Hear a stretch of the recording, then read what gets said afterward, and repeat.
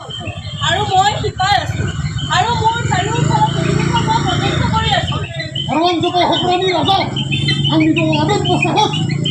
Diba? Ang nito horat ni mga ko. Ang nito horat ni bawful na ko. Tamsin supo. Ini pet ni kahlo ba supo? টংপাং নিজে কি হৈছে তোমালোকৰ? ইয়াত কিয় এনেকৈ চিঞৰি আছে? বাবা মাছা আৰে তোমালোকে আমাক ধ্বংস কৰি আছা আৰু ক'বলৈ হৈছে কিয় চিঞৰি আছা? আমি তোমালোকক কি ধ্বংস কৰিলো হে? ধ্বংস কৰিছা হা? তোমালোকে আমাৰ গছ কাটিছা পাহাৰ কাটি আমি থাকিবলৈ চাই নোহোৱা কৰিছা তাৰ ফলত আমি এনেকৈ ৰাস্তাই ঘাটে ঘূৰি ফুৰিবলগীয়া হৈছে আৰু কি দিব হৈছে মোৰ কি কৰি আছে? তোমালোকে চিন্তা নকৰিবা। মানুহ আৰু সকলো জীৱক জীয়াই থাকিবলৈ এখন সুন্দৰ আৰু স্বাস্থ্যকৰ পৰিৱেশৰ প্ৰয়োজন। ইয়াৰ বাবে বায়ু, পানী আৰু সেউজীয়া অৰণ্য অতিকৈ দৰকাৰ। সঁচা কথা বন্ধু, কিন্তু আটাইতকৈ দুখ লগা কথাটো কি জানে? আমাৰ এই অৰণ্যৰ গছ বনবোৰ কাটি আমাৰ পৃথিৱীখন একেবাৰে ধ্বংস কৰি পেলাইছে। হয়, আপুনি ঠিক কথাই কৈছে।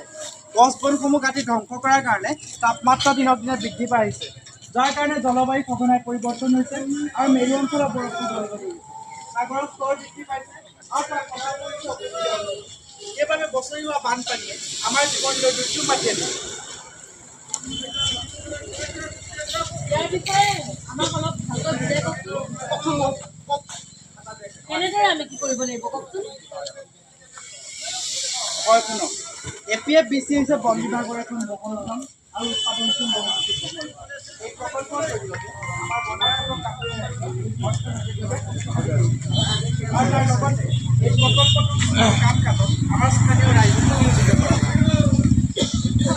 স্থানীয় লোকসকলক বৰণ, চিলাই, গৌপালন, পশুপালন, বাঁহবেতৰ তৈয়াৰ কৰা সামগ্ৰী, কাঠফুলা খেতি, মমবাতি তৈয়াৰ আদি বিভিন্ন ধৰণৰ প্ৰশিক্ষণ দিয়া হয়। আৰু এই সামগ্ৰীসমূহ প্ৰদৰ্শন আৰু বিক্ৰী বৃদ্ধিৰ বাবে কিছুমান বিপণী স্থাপন কৰা হৈছে। যেনে অসম ৰাজ্য চিৰিয়াখানা, কাজিৰঙা ৰাষ্ট্ৰীয় উদ্যান, মন্দিৰ, পবিত্ৰ অভয়াৰণ্য, এনেকুৱা বিভিন্ন ধৰণৰ বিপণীসমূহ স্থাপন কৰিছে। হয়, গতিকে প্ৰকল্পটো আমাৰ কাৰণে খুবেই গুৰুত্বপূৰ্ণ। এই প্ৰকল্পটোৱে গাঁও অঞ্চলৰ মহিলাসকলৰ সবলীকৰণ আৰু লগতে আত্মসহায়ক গোটবিলাকক শক্তিশালী কৰিবলৈ কিছুমান আঁচনি হাতত তুলিছে। আৰু অতিকৈ সুখৰ খবৰ এইটো যে এই প্ৰকল্পটোৱে গছ পুলি ৰোপণ কৰি আৰু বনৰীয়া জীৱ জন্তু সংৰক্ষণ কৰি প্ৰকৃতিৰ ভাৰসাম্যতা ৰক্ষাৰ ওপৰত গুৰুত্ব দি আহিছে। হয়, ইয়াৰ বাবে আমি বজাৰসমূহৰ লগত সংযোগ স্থাপন কৰিব লাগিব। বনাঞ্চল আৰু বজাৰৰ মাজত যি দূৰত্ব আছে সেয়া আমি নাইকিয়া কৰিব লাগিব।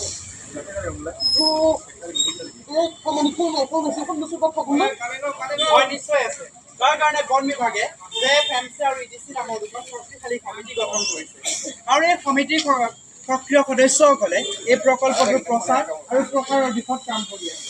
কিন্তু অকল সিমানেই নহয়, আমি সকলো আগুৱাই আহিব লাগিব, সকলো একগোট হ'ব লাগিব, যাতে বন্যপ্ৰাণী আৰু উদ্ভিদৰ লগতে আমি আমাৰ গাঁওবিলাকৰ আৰ্থ-সামাজিক দিশটো উন্নয়ন কৰিব পাৰোঁ। হয়, এইটো বহুত ভাল লগা কথা।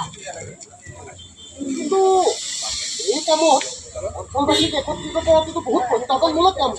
হয়, এই বিষয়ে অঞ্চলবাসীক ডাঙৰ প্ৰত্যাহ্বানমূলক কাম। সেয়েহে বন বিভাগে যুটীয়া বন ব্যৱস্থাপনা সমিতি আৰু পৰিৱেশ উন্নয়ন সমিতি শক্তিশালী কৰি তুলিছে। এইটোতো খুব প্ৰশংসনীয় পদক্ষেপ নহয় জানো?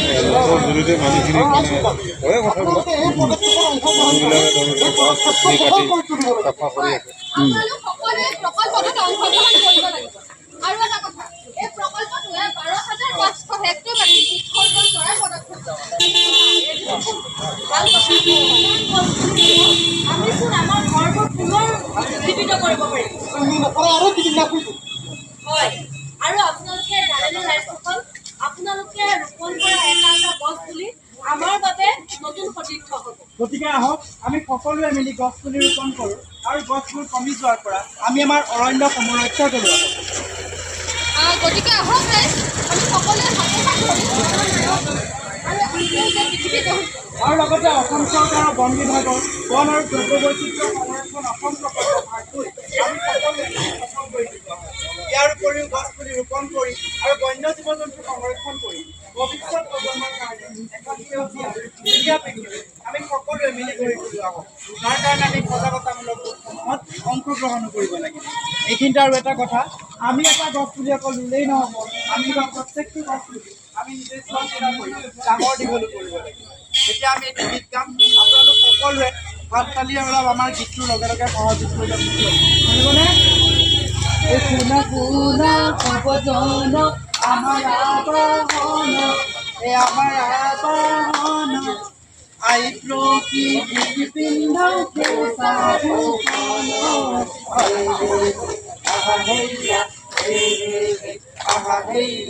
জাঞ্জুৰি মহাবাহু প্ৰকৃতিয়ে দিলে নিৰ্মল জলধাৰা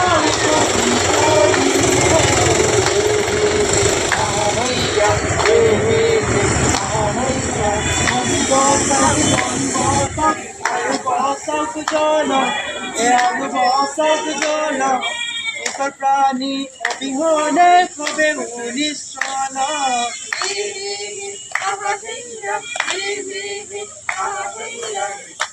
গতিকে হওক ৰাইজ আমি সকলোৱে মিলি এখন স্বাস্থ্যকৰ পৰিৱেশ তন্ত্ৰ আৰু সুখী সমাজ গঢ়ি তুলিম। জয় জুবিন দা